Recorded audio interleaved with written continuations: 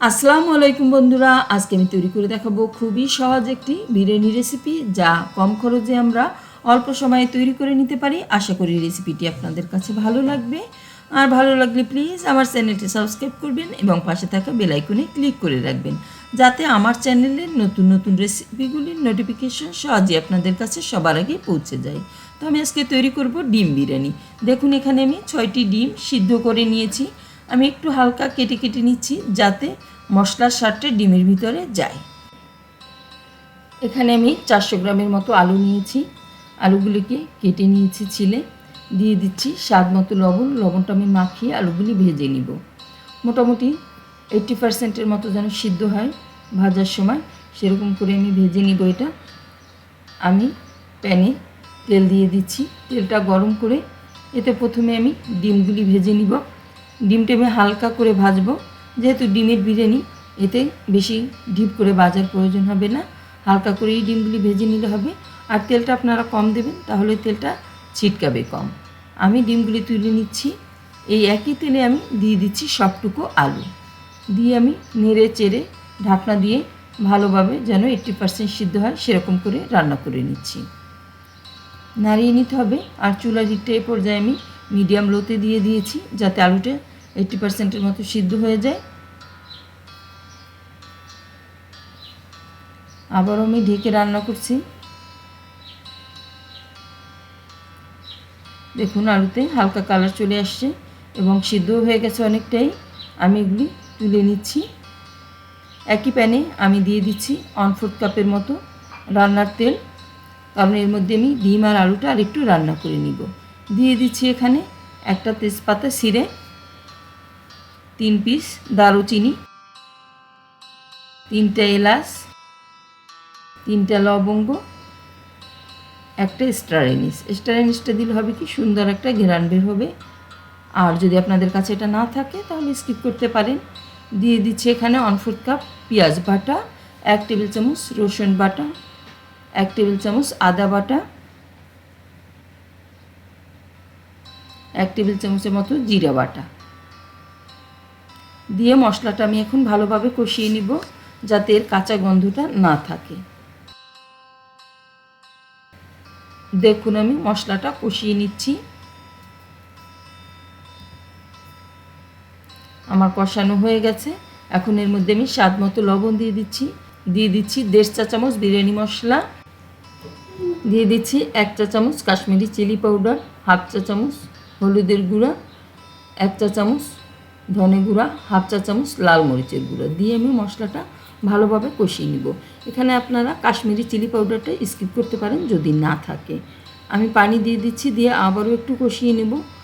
মশলাটা যতই ভাজবেন ততই এর স্বাদটা ভালো হবে, আর এর কাঁচা গন্ধটাও থাকবে না। দেখুন, মশলা দিয়ে তেল চলে আসছে।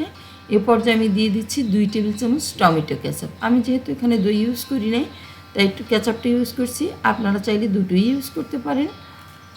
এখন আমি এর মধ্যে দিয়ে দিচ্ছি আলু। আলু দিয়ে কিছুক্ষণ 1 মিনিটের মতো আমি কষিয়ে নিচ্ছি। এখন আমি দিয়ে দিচ্ছি ডিমগুলো, দিয়ে আবার মিনিট খানেকের মতো কষিয়ে নিচ্ছি। আমি ভালোভাবে উল্টে পাল্টে কষিয়ে নিতে হবে। আর কষানো হয়ে গেছে। এতে দিয়ে দিচ্ছি আমি 1.5 কাপের মতো গরম পানি, কারণ আলুটা একটু সিদ্ধ কম আছে, এটা পুরোপুরি সিদ্ধ হতে হবে।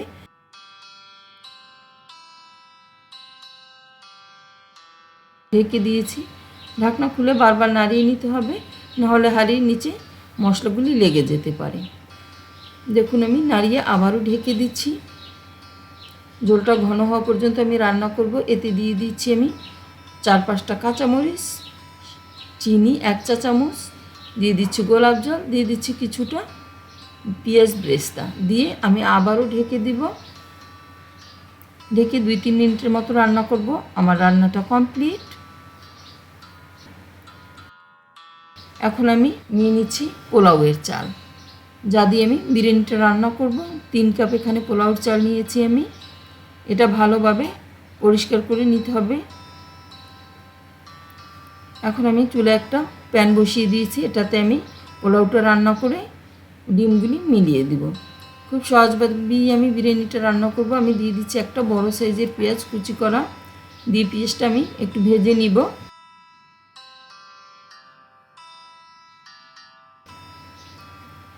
নেড়ে চেড়ে ভেজে নিতে হবে। দিয়ে দিচ্ছি 4 টুকরা দারুচিনি, 2টা এলাচ দিয়ে আবারও আমি একটু ভেজে নিচ্ছি।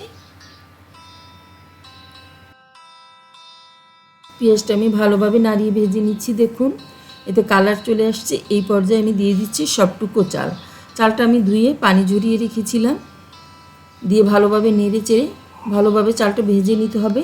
এটা দিয়ে একটু ঝরঝরে হওয়া পর্যন্ত আমি ভাজবো এবং সুন্দর একটা ঘ্রাণ বের হয়ে আসবে যখন, তখন এতে আমি পানি দিয়ে দিব। আমি নেড়ে চেড়ে ভালোভাবে ভেজে নিচ্ছি।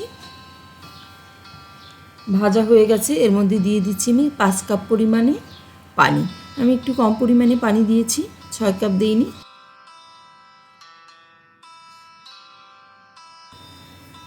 আমি এখানে দিয়ে দিচ্ছি 3 চা চামচ গুঁড়ো দুধ। এরপরে দিয়ে দিচ্ছি 1 চা চামচ লবণ, 1 চা চামচ চিনি দিয়ে ভালোভাবে নাড়িয়ে নিতে হবে যেন সব কিছু ভালোভাবে মিক্স হয়ে যায়। এখন আমি ঢাকনা দিয়ে ঢেকে দেব। এটা ফুটে উঠলে একদম লো হিটে দিয়ে আমি রান্না করব 7 থেকে 8 মিনিট। এর মধ্যে দিয়ে দিচ্ছি আমি 4-5টা কাঁচামরিচ।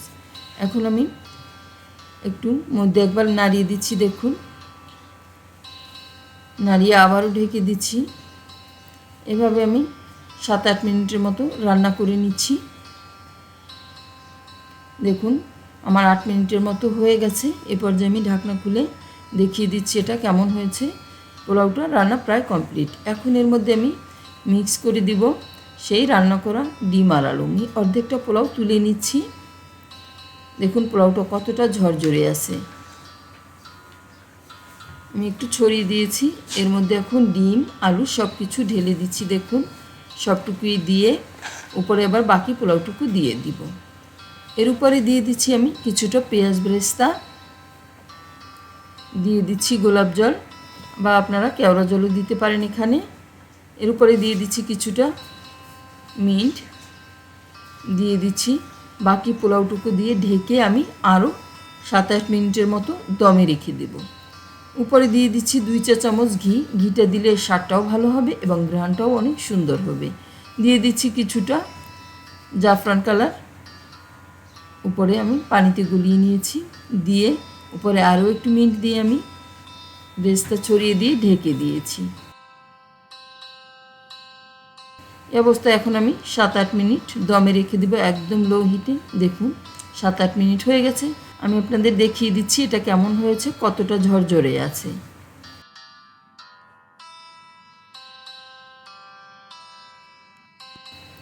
আর এটা ঝটপট রান্না করে ফেলা যায়। যদি বাসায় অন্য কিছু না থাকে, ডিম আর চাল থাকে, তাহলেই তৈরি করে ফেলা যায় ডিমের বিরিয়ানি এবং খেতেও মজার। তো বন্ধুরা আমার রান্নাটা কমপ্লিট। এখন আমি একটা সার্ভিং ডিশে সার্ভ করে দিচ্ছি। আশা করি আমার রেসিপিটি আপনাদের কাছে ভালো লেগেছে। আর ভালো লাগলে প্লিজ আমার চ্যানেলটি সাবস্ক্রাইব করবেন। আর যারা সাবস্ক্রাইব করে দিয়েছেন তাদেরকে অসংখ্য ধন্যবাদ। বেশি বেশি শেয়ার করে দিবেন, বাসায় ট্রাই করবেন। সবাই খুব বেশি ভালো থাকবেন। আল্লাহ হাফেজ।